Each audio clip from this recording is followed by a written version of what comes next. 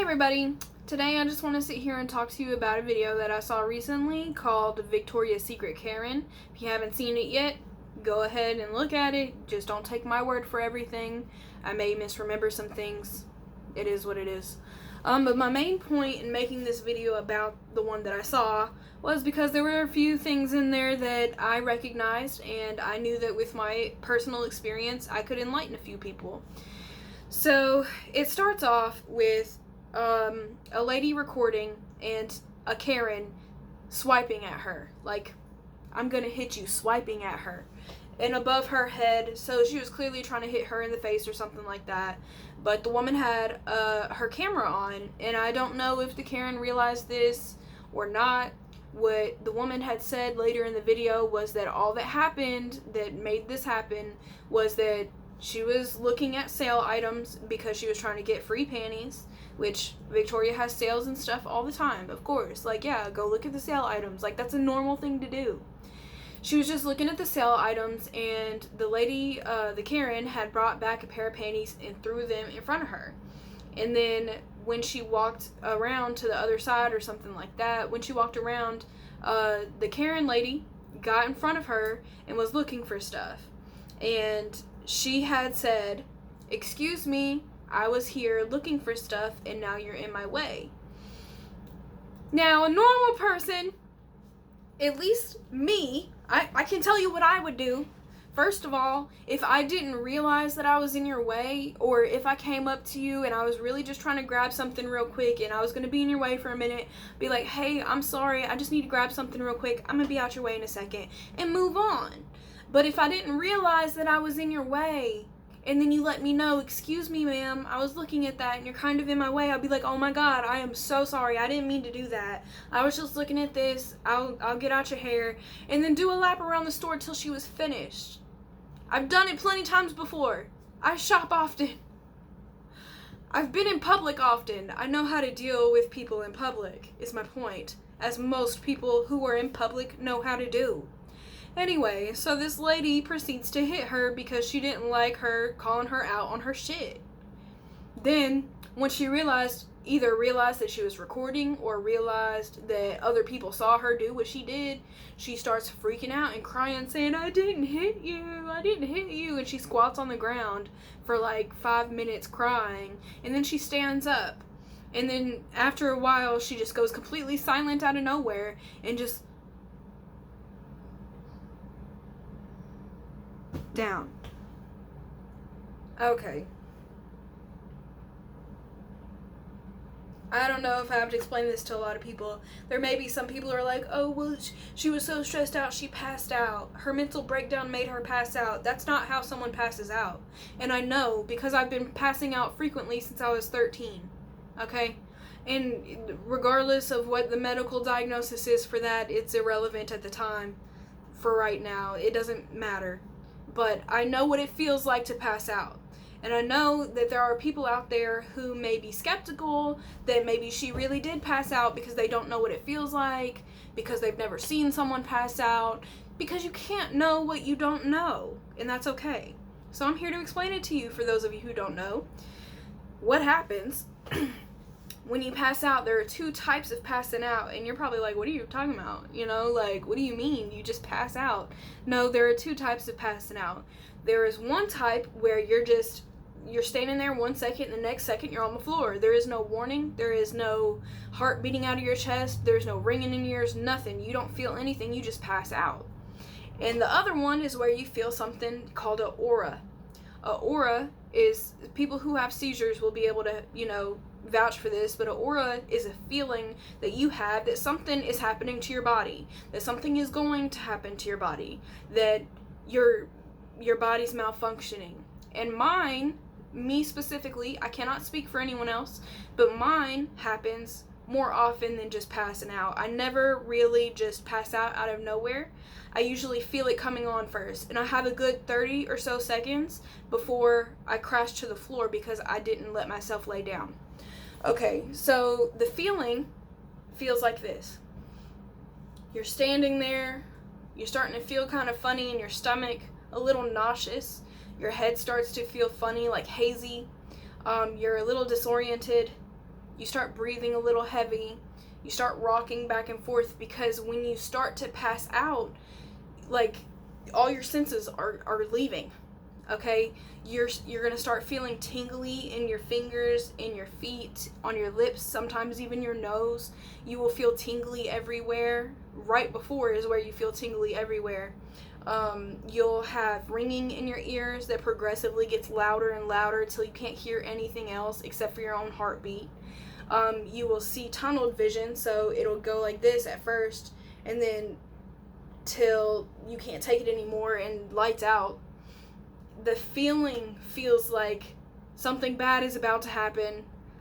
Paranoia feeling. I don't know exactly how to explain the feeling itself, but there are physical feelings that you get that let you know you're going to pass out, like the ringing in the ears and the tunneling vision and the numbness. That lets me know I'm about to pass out. Sometimes I also start to breathe really ragged and heavy, and I can't help it, but it sounds a certain way, it looks a certain way. And I've seen many people pass out before, and they've had the same exact type of symptoms. I also get paler in the face. I start to sweat everywhere. Like, I don't usually sweat, so if I'm in a comfortable room and you see me pale and sweaty, I'm about to pass out. This has happened to me before plenty of times. One time I was at work, and all I did was turn around and call my boss, who was right behind me, and say, I'm about to pass out. And the second I did that, I grabbed onto the bagging groceries area and went back. There was no second thoughts about it. For a while, in this instant, I was just standing there, and my vision was tunneling, and I wasn't putting two and two together like, hey bitch, you gonna pass out. And I was trying to type in numbers, but it would be wrong every time, and it would make me nervous, and my heart rate would go higher, and then my vision would get darker, and the ringing would start, and I tried to type in the numbers again, and it would get worse and worse and worse. And this happened over a span of 1 minute.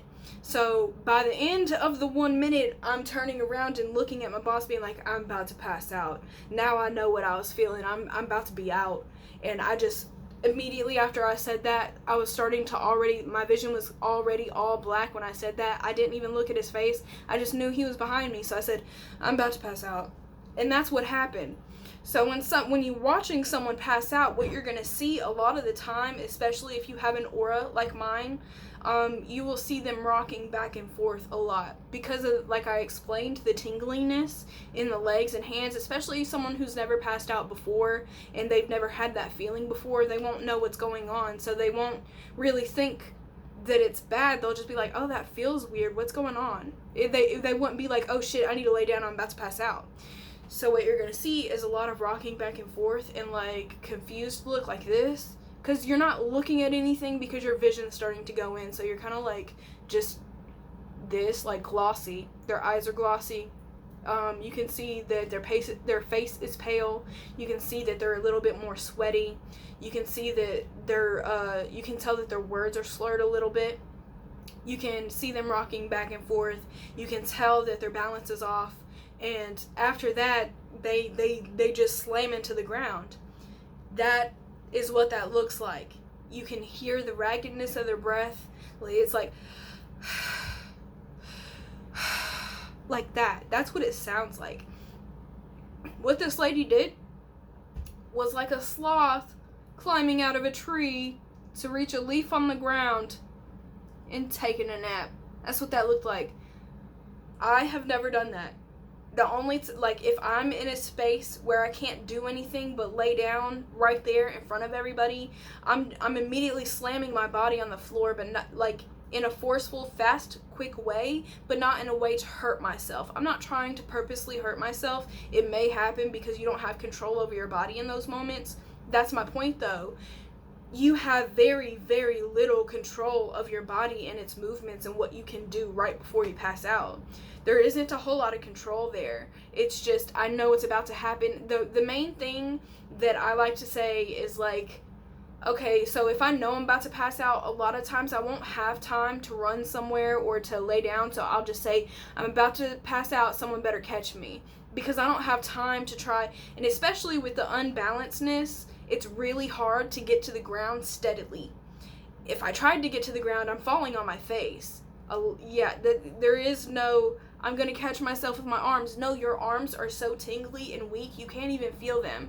You try to push yourself up, they're not even there. It's like Jell-O. You can't even use them. So what she did was completely fake. That is not how someone passes out. That's not what it looks like for someone to pass out. That's not what it feels like for someone to pass out. The whole thing was just theatrics because she wanted to get her way, and she was trying to manipulate everyone around her to get her way.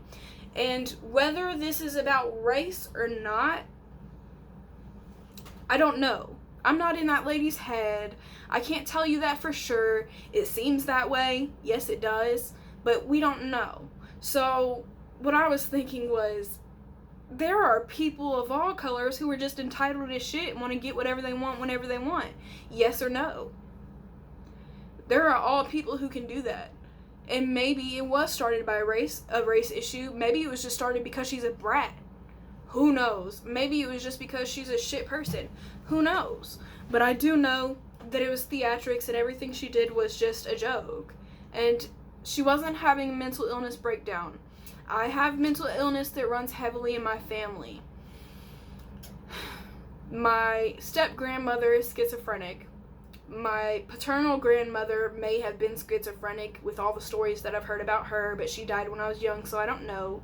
I have anxiety and depression and a touch of bipolar. I think none of this has been diagnosed because I like to handle things my own, but I also know that all my siblings have a mental illness. One sister has anxiety, one sister has depression, one brother has both on top of borderline personality disorder, I believe. I don't know if any of them have been diagnosed. I just know that I haven't, but that doesn't mean you can have something and not know it. Like, just because you haven't been diagnosed with cancer doesn't mean that you don't have cancer. I know that I have these things. I know that something is different about me, that something is wrong up here, but I'm not an asshole. I'm not just mean to people. I don't just cry to get my way. I don't have a mental breakdown to force someone to be on my side. Usually when I have a mental breakdown, it's because I'm overwhelmed by a situation or by external factors or internal factors that no one else can control, not even me. Okay, so I've been around and loved people who had mental illness, and this is not what it looks like, okay? This is a toddler tantrum. This is what children do to avoid getting in trouble. This is what little kids do so that they don't get a whooping, so that they don't have to sit in timeout. They scream and cry until it's over so that they get all the attention still. This is an attention-seeking behavior. Both hitting someone in public, acting like you're better than them, then turning around with all the theatrics as if they did it is a manipulation and attention-seeking behavior, period. There is no ifs, ands, or buts about it. This lady is just narcissist. I'm not diagnosing her because that is a mental illness in its own sort of way, but you're kind of made into a narcissist, and the only way to get out of being one or having traits of one is to see that it's a problem. And if you don't see it's a problem, clearly you do have some type of mental illness, but it's not that she can't control it it's not like schizophrenia where you just see shit that you're not supposed to see and it freaks you out. It's not like that. Narcissism is more underhanded than that. Narcissism is where you think you're better than everyone. Your sense of self is like, I am God, and I am better than all of you peasants, and you better bow down to me and me only, because I am better than you, because you are a speck of sand on earth. You are nothing to me, and I am everything. That's what narcissism is. And that's what that lady was showing. When a narcissist feels threatened, they do shit like this. Look it up. I promise you'll find something that looks exactly like this, and it's from a narcissist, okay? It's not my job to judge nobody, and I'm not calling her an evil human being because that's not my job to say. That's God's job to say. And whether or not she has a mental illness is between her and God. But I am allowed to say that action, what she did, was an awful action and was not okay without judging her as a person. Because I don't know her as a person.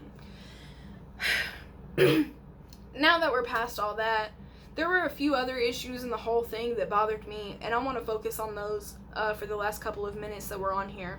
One, the cop went about the whole thing the wrong way. When he talked to the woman, he said, well, we can escort you to your car if you feel unsafe.